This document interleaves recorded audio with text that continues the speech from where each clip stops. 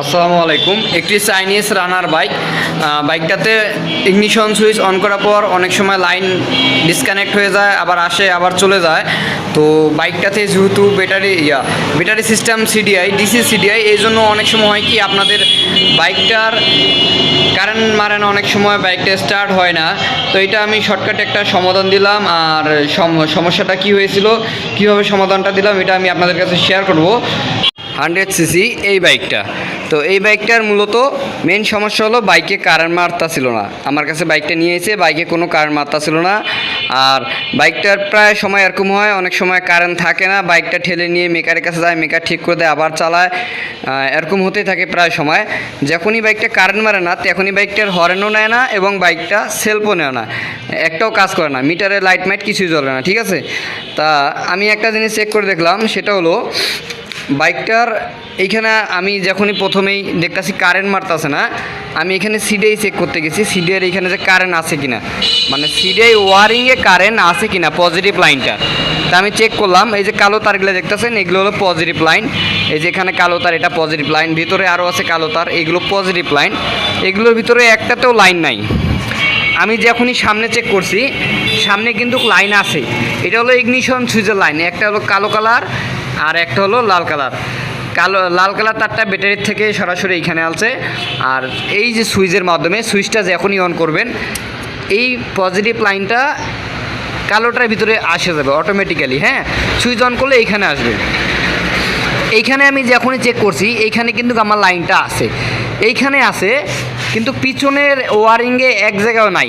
তার মানে এটা হয়তো ঘাড়ে কোনো জায়গায় কেটে গিয়েছে, অথবা ভিতরে কোনো জায়গায় কালেকশন আউট হয়ে গেছে। এখন দেখেন, এই যে লাইন পাইতেছে না বিধায় আপনার এই যে সিডিআইটা, এখানে লাইন পাইতেছে না, বাইকটা স্টার্ট হইতেছে না, এখানে লাইন নেই। এখানে যদি লাইন না থাকে তাহলে আপনার বাইক স্টার্ট হবে না। এটা কিন্তু সিডিআইয়ের জ্যাক, এটা হলো সিডিআইয়ের জ্যাক, সিডিআইটা লাগবে এইখানে। পরবর্তীতে আমি কি করলাম, ইগনিশন সুইচের যে ব্ল্যাক কালার লাইনটা আছে, এটা হবে পজিটিভ লাইন। এইখানে যেহেতু লাইন আছে, এইখানে আমি একটা তার ঢুকাই দিছি। দেখেন কালো কালার তারটা আগেই লাইন টেন দিয়ে নিয়েছি। তো এই যে দেখেন, এই যে কালো কালার লাইনটা, এই তারটা আমি ঘাড়ের এদিক দিয়ে বাই করছি।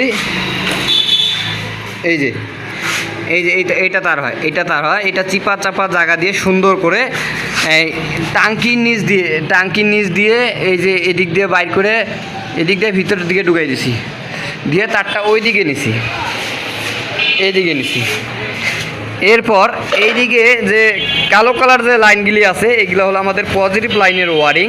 তো কালো কালার লাইনের সাথে আমি যে কোনো এক জায়গায়, যেমন মনে করেন আমার ব্রেক সুইচের যে লাইনটা আছে, এইটার সাথে আমি এই যে লাগিয়ে দিয়েছি। এই যে তারটা এই তারটা হয়, যেটা আমি কালো কালার লাইনের সাথে লাগিয়ে দিয়েছি।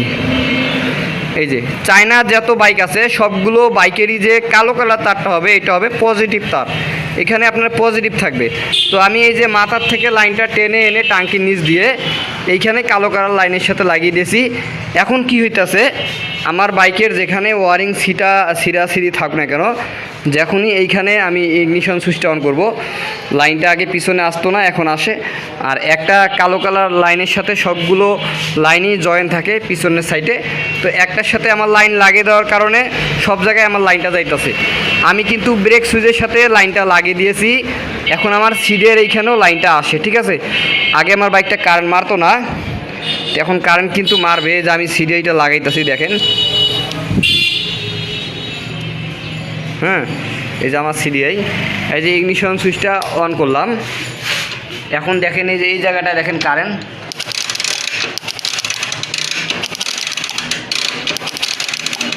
সকলে ভালো থাকবেন, সুস্থ থাকবেন, আল্লাহ হাফেজ।